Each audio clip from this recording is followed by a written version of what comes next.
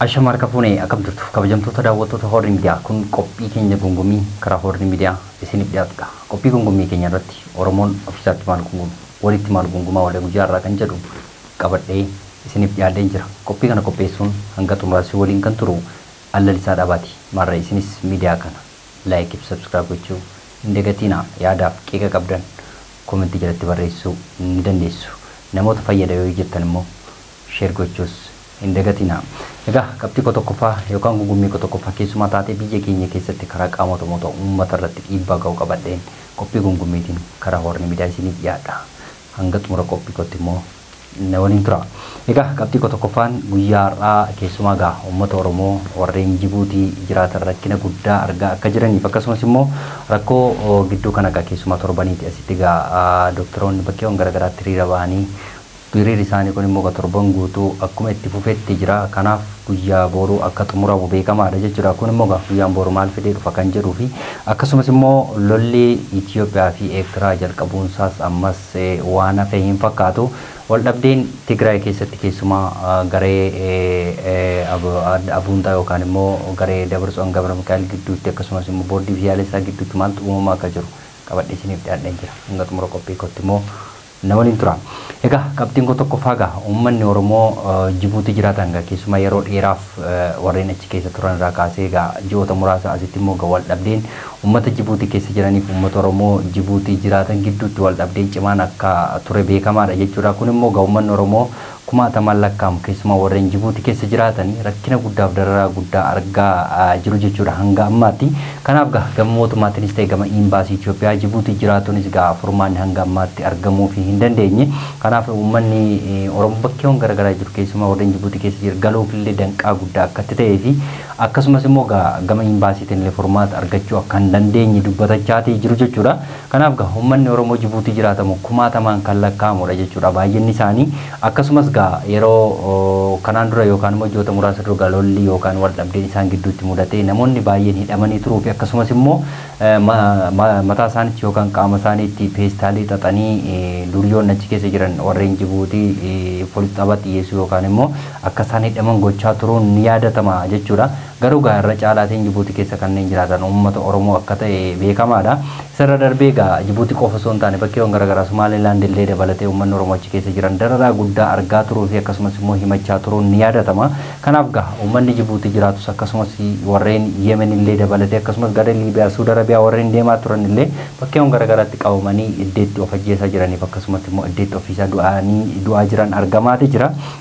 Kanaaf gaa rakkoon ammaa uummata Oromoo Jibuutii keessa jiraatu furmaata argachuu hin dandeenye. Keessumaa gaa naannoo ji'oota lama ol gaa uummanni achi keessa jiru rakkina guddaa argaa akka jiruu fi mootummaan achi illee akka isaan biyyatti galchuuf illee haala mijeessaa akka ture beekamaadha. Kun egaa ammaatti illee furmaata akka argachuu hin dandeenye fi mana isaanii illee ari'amanii bakkee bulaa akka jiran argamaati jira. Kanaaf imbaasii deeman illee namoota kumaatamaan lakkaa'amu imbaasiin keessumsiisuu akka hin dandeenye argamaati jira jechuudha. Kanaaf gaa uummanni bakka sana jiru rakkina guddaa argaa jira gama mootummaa simatus formaata argachuu hin dandeenye hamma qabeenyi saamamutti hamma lubbuun isaanii achitti darbutti hamma kabalamanii dhiitamanii hamma lubbuun isaanii achitti namoota duriyyoota achiitiin darbutti gahameeti jira jechuudha.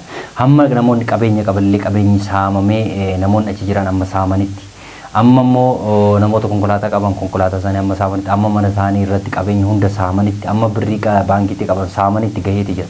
Uummata Jibuutii jechuudha. Kanaaf uummanni Oromoo Jibuutii keessa jiraatu rakkina guddaa argaa jira. Kanaaf rakkina isaanii kana immoo uummanni Oromoo bakkeewwan garaagaraa jiru biyya alaas ta'e biyya keessaa namoonni sagalee dhageettii guddaa qaban miidiyaa garaagaraa dabalatee uummata keenyaaf akka dubbatamu yookaan immoo uummanni achi jiru kun yookaan uummanni Oromoo rakkina guddaa argaa jiru akka bahuu fi miidiyaan garaagaraa illee dubbachuu qabu. Akkasumas uummanni Oromoo sagalee taatanii uummata Oromoo Jibuutii keessa jiranuuf sagalee taanii bakka sana akka baasan abdii keenya jechuudha. Kanaaf namoonni bakkeewwan garaagaraa jiran uummata Tigraay daa'imman namoonni guddoota akkasumas immoo dubartoota ulfaa dabalatee namoonni achi keessatti rakkina guddaa argaa jiran waan jiraniif kanaaf isaaniif birmachuu fi qabna jechuun dhaamsa kooti.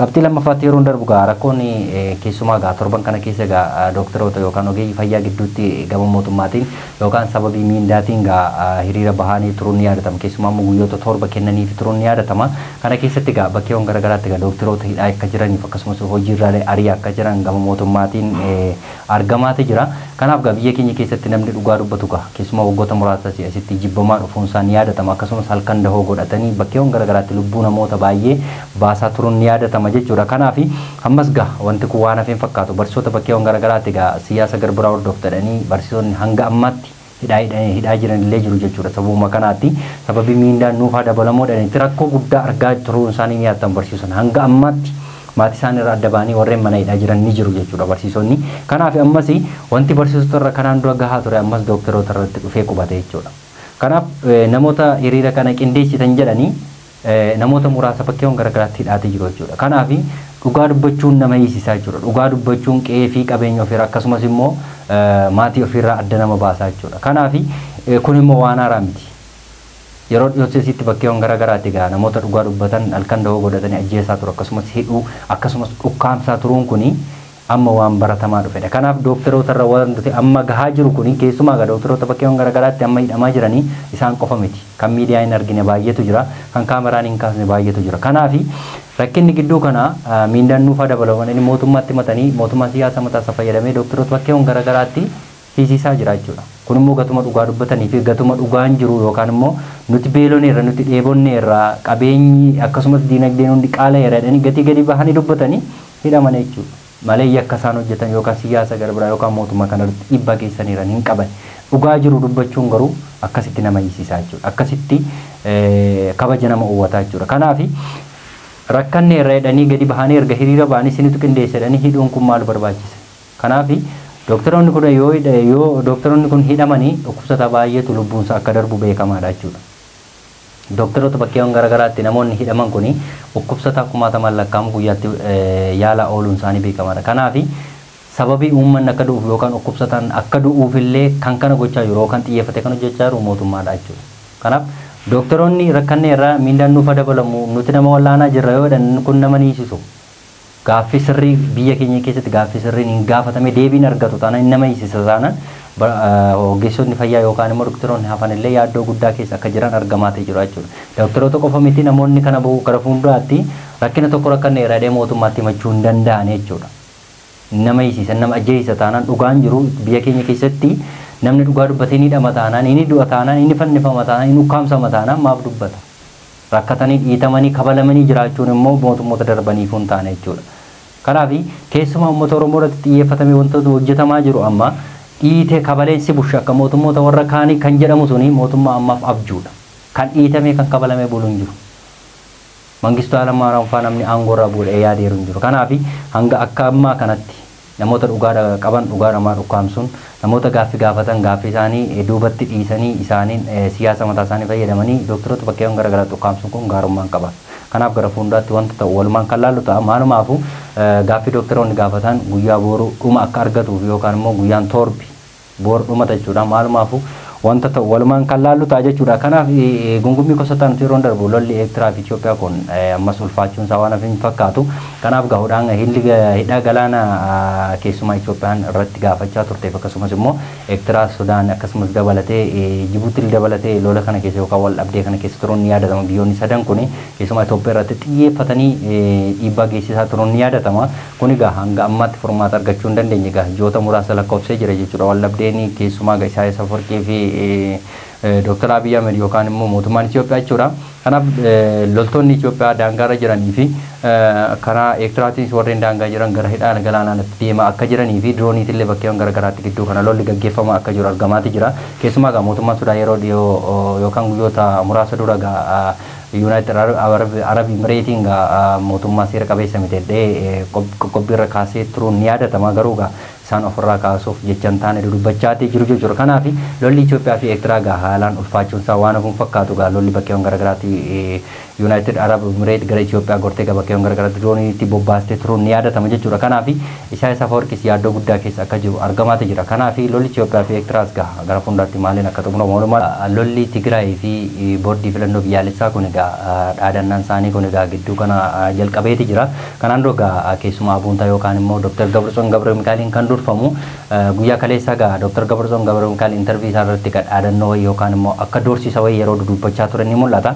Kanaaf egaa waldhabdeen Tigraay keessatti egaa mootummaa federaalaa wajjin waldhabdeen akkuma turetti ammas marsaa lammaffaaf waan jalqabu fakkaata jechuudha. Akkaataa intervii kaleessaa Dr. Gabrson Gabramikaal kennetti kanaaf boordii filannoo biyyaalessaa yeroo inni doorsuuf akkasumas immoo beekamtii duraan qabnu kana nuu deebisuu baannaan rakkoo hamaa keessa galti biyyi kun kan jedhu guyyaa kaleessaa intervii isaa irratti dubbatee jira Dr. Gabrson Gabramikaal. Kanaaf qorumsi guddaan akkuma Jeneraal Taaddasee warra mudata jedhamee eegamaa ture ammas mudachuun isaa waan hin fakkaatu. Kanaaf rakkinni guddaan waggoota muraasa dura muummee ministeera Itoophiyaa wajjin lolli gaggeeffamaa ture Tigraay keessatti marsaa lammaffaaf kan fiduuf jiru Dr. Gabrson Gabramikaal yookaan garee isaanii akka ta'e argamaati jira. Kanaaf doorsinni boordii filannoo biyyaalessaa guyyaa kaleessaa Dr. Gabrson Gabramikaal beekamtii keenya duraan nuu deebisuu qabdu kan jedhu isaan biratti rakkoo guddaa fi akkasumas mootummaa rakkina guddaa geessisuuf akka jiru argamaati jira. Kanaaf dhaadannoon kun yookaan immoo paartiin Tigraay paartilee warreen warra kaan irra amma tokko warra mirga isaanii falmachuu warreen beekamanidha jechuudha. Kanaaf lolli kun yookaan immoo waldhabdeen amma boordii filannoo biyyaalessaa fi garee abuuntaa gidduu jiru kun furmaata argatee dhuguma beekamtiin isaanii hin deebi'u kan jedhu gara fuuldaatti waliin kan laallu ta'a. Egaa kabajamtoota daawwattoota Horn Miidiyaa qophiin gongommii kotaatee bakkeewwan garaagaraa keessumaa biyya keenya Itoophiyaa dabalatee akkasumas biyyoota ollaa gidduutti doorsisa garaagaraa akkasumas lolli gaggeeffamaa jiru kan hanga ammaatti daawwataa turtan ture.